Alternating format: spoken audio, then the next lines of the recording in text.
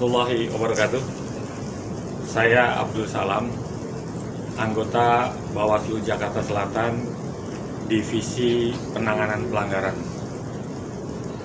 Pada saat ini, kami Bawaslu Jakarta Selatan menyelenggarakan kegiatan fasilitasi penanganan pelanggaran yang subtemanya adalah koordinasi stakeholder terkait ketertiban umum sebelum memasuki masa kampanye pemilihan umum 2024. Peserta kegiatan ini kali yang kedua. Peserta kegiatan kali kedua ini adalah para ketua parpol atau yang mewakili dan anggota Panwascam se-Jakarta Selatan bagian penanganan pelanggaran.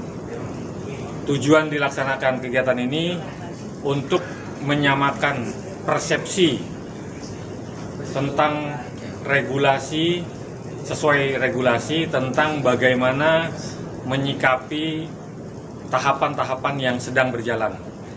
Khususnya karena kami dari Divisi Penanganan Pelanggaran, khususnya tentang bagaimana menyikapi maraknya alat-alat peraga yang sudah marak terpasang atau beredar namun belum memasuki masa kampanye. Jadi kami berharap output dari acara ini terjadi persamaan persepsi antara peserta pemilu dengan stakeholder lainnya seperti Satpol PP, kemudian dari kepolisian, kejaksaan yang merupakan unsur dari Gakumdu, juga Panwascam yang merupakan garda terdepan dari jajaran Bawaslu. Harapan dari kegiatan ini tentu kami ingin berlangsungnya pemilu 2024 di Jakarta Selatan, berbagai tahapannya itu bisa berlangsung aman, lancar, dan damai. Sehingga pemilu bukan menjadi media pemecah belah, tapi justru menjadi pemersatu. Jadi hari ini saya bicara soal pelanggaran kampanye, pelanggaran dilakukan oleh para peserta pemilu di luar masa kampanye. Memang tahapannya sudah tahapan penyelenggaraan pemilu, jadwal utama, tapi ini pelanggarannya di luar masa kampanye. Kita tahu masa kampanye itu nanti baru tanggal 28 November. Tetapi saat ini sudah banyak, baik itu partai politik maupun para caleg, melakukan masuk kategori kampanye melalui alat peraga kampanyenya. Nah itu yang kita bicarakan hari ini, sehingga tidak gampang lagi siapa sebenarnya yang harus menindak ini. Apakah Bawaslu sebagai penyelenggara pemilu yang memang bertugas melakukan pengawasan tahapan, seluruh tahapan, atau pihak Pemda dalam hal ini Satpol PP, khususnya untuk alat peraga yang ada di tempat-tempat umum. Nah, oleh karenanya tadi saya katakan memang koordinasi itu penting sekali, sehingga Satpol PP tidak ragu-ragu untuk melakukan penegakan hukumnya kalau menemukan alat peraga kampanye memang berada di tempat-tempat yang dilarang gitu. Tetapi Satpol PP juga harus fair, harus adil, bahwa kalau memang ada satu daerah atau area yang tidak boleh ada alat peraganya, termasuk juga tidak boleh ada juga promosi-promosi lain dari pihak swasta. Itu yang saya sampaikan tadi. Kemudian juga Bawaslu juga harus bersikap kalau memang ada masuk kategori pelanggaran di sana. Karena apa? Sekarang ini kan masanya hanya masa sosialisasi yang dilakukan oleh partai politik saja, tapi tidak boleh caleg itu langsung serta-merta menyatakan dirinya sebagai caleg dan bahkan udah pakai nomor urut, padahal KPU belum mengumumkan daftar calon tetapnya. Karena daftar calon tetap itu baru ada nanti tanggal 11 November, jadi masih lama. Jadi harus bersabar para caleg melakukan kampanye dirinya sendiri. Yang sekarang baru boleh itu adalah sosialisasi yang dilakukan oleh partai politik melalui kegiatan-kegiatan yang ada pembatasan jumlahnya.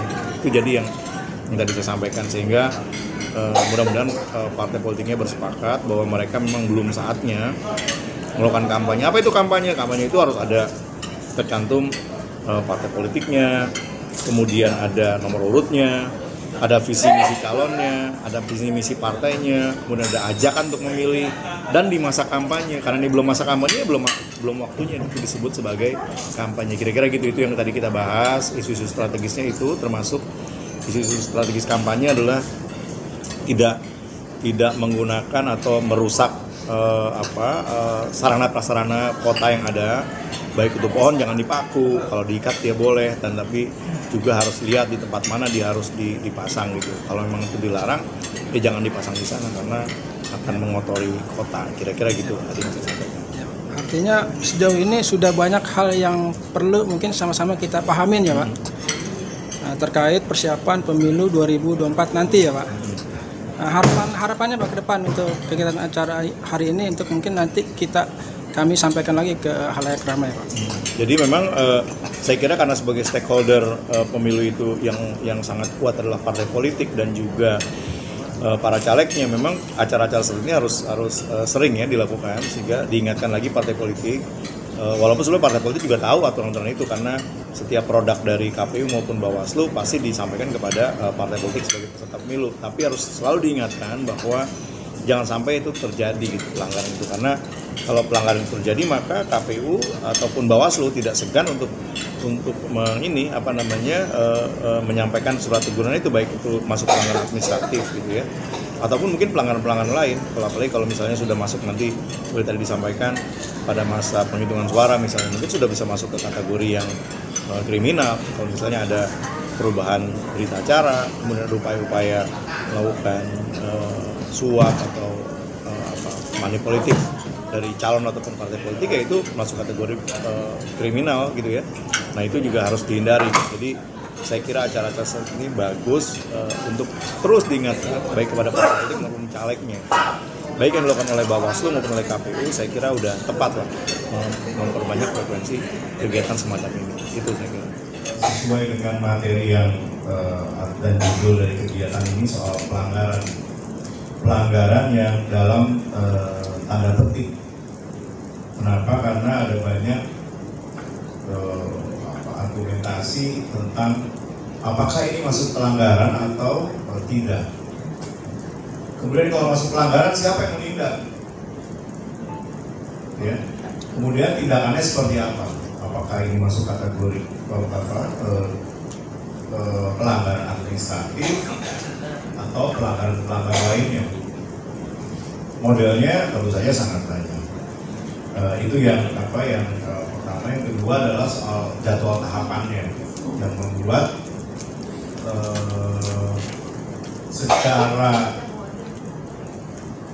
terstruktur mungkin ya, partai politik atau peserta pemilihannya diarahkan untuk jadi membuat pelanggaran karena tahapan dan jadwalnya tersebut. Apa itu nanti kita diskusikan sama-sama. Tadi saya sudah sampaikan oleh saudara moderator, saya diberikan setengah jam saja, nanti setelah itu kita diskusi sama-sama. Itu. Bapak Ibu sekalian, saat ini kita tahu sudah masuk tahapan pemilu, jadwal dan tahapan pemilu sudah disusun oleh Komisi Pemilihan Umum melalui peraturan KPU yang memang penyusunan peraturan KPU itu sekarang ranahnya bukan murni kewenangan KPU. Jadi pasca undang-undang penyelenggaraan pemilu itu dan juga undang-undang yang mengatur tentang penyelenggaraan pemilu legislatif dan pemilu presiden, KPU itu sebelum membuat atau melaunching peraturan KPU-nya harus berkonsultasi dulu dengan DPR.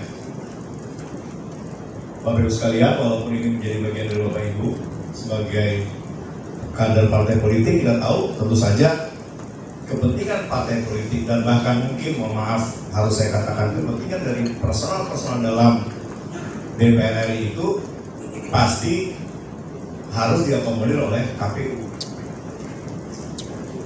Apa itu misalnya? Ini juga sering dikeluhkan oleh teman-teman partai politik yang walaupun tidak secara rutin tapi sporadis suka berdiskusi dengan kami yang para mantan KPU ini, adalah soal diskriminatifnya tahapan pemilu penetapan calon. Penetapan calon itu dalam tahapan pemilu itu tanggal 11 November. Kemudian si calon baru boleh melakukan kampanye tanggal 28 November. Pemilunya tanggal 14 Februari. Wah, ada teman saya tuh, Mas Ari. Dulu paling kritis, sekarang masuk Bawaslu ya? Siap-siap deh. Nah, kita bisa bayangkan teman-teman bahwa para caleg itu hanya punya kurun waktu yang sangat pendek sekali untuk melakukan kampanye. Kalau yang pemain lama, yang artinya maksudnya sekarang incumbent masih menjadi anggota dewan, gitu ya, dia cukup punya banyak waktu untuk datang ke konstituen dengan hak-hak legislasi, hak-hak pengawasan, hak-hak yang lainnya dimiliki oleh anggota dewan. Dalam bentuk apa? Dalam bentuk reses. ODDK ini ada sosialisasi perda, ya. Kemudian kunjungan-kunjungan, mendampingi para pejabat eksekutif, mendampingi Pak Gubernur, kunjungan kemana karena dapilnya dia datang, itu boleh nggak? Boleh. Sah. Kan di sana juga membawa pesan-pesan, gue ini masih jadi anggota dewan, nanti mau nyalek lagi walaupun belum keluar dari DJT-nya, ingat ya, gue masih jadi anggota dewan dan gue mau nyalek lagi, kira-kira begitu. Nah, bagaimana teman-teman kita yang masih baru nih, pemain baru yang baru mau jadi caleg? Kan nggak mungkin, peraturannya nggak boleh. Kalau saya baca kan nggak boleh ada apa namanya APK ya namanya, alat peraga berupa misalnya sederhananya spanduk deh Pak. Nggak boleh spanduk di situ menuliskan Aminullah caleg nomor 3 dari partai nomor sekian. Jangan lupa pilih saya. Nggak boleh. Karena itu masuk kategori kampanye. Pada PKPU nomor 23 ternyata kita lihat bukan hanya APK ya, alat peraga kampanye, tetapi di situ juga melibatkan yang namanya bahan kampanye. Ada juga yang namanya media kampanye yang nanti sama-sama kita masuk ke dalam isinya. Silakan lanjut. Nah, ini adalah tahapan pemilu ya, rangkaian persiapan mulai dari bulan Juni ya sampai dengan nanti masa kampanye yang dilaksanakan 28 November sampai dengan 10 Februari. Jadi memang sudah harus menyiapkan tenaga, pikiran karena masa yang panjang ya Bapak Ibu ya, sampai dengan Februari tahapannya. Kita lihat di situ ada juga estimasi jika Pilpres dilaksanakan 2 putaran. Ya, lanjut. Ini adalah partai peserta pemilu ya, ada 24 ya berdasarkan KPU. Lanjut. 18 ya? 18, sorry, ini yang terakhir harus 18 ya. Nomor urutnya ya? Oh iya, iya. Partai lokal, jadi total 18 ya Bapak Ibu ya, 18. Lanjut. Ini Jakarta Selatan ya Pak ya, Jakarta Selatan dengan TPS ini mencapai 6.716 ya, cukup banyak. Kurang lebih pemilihnya 1.772.000. Lanjut.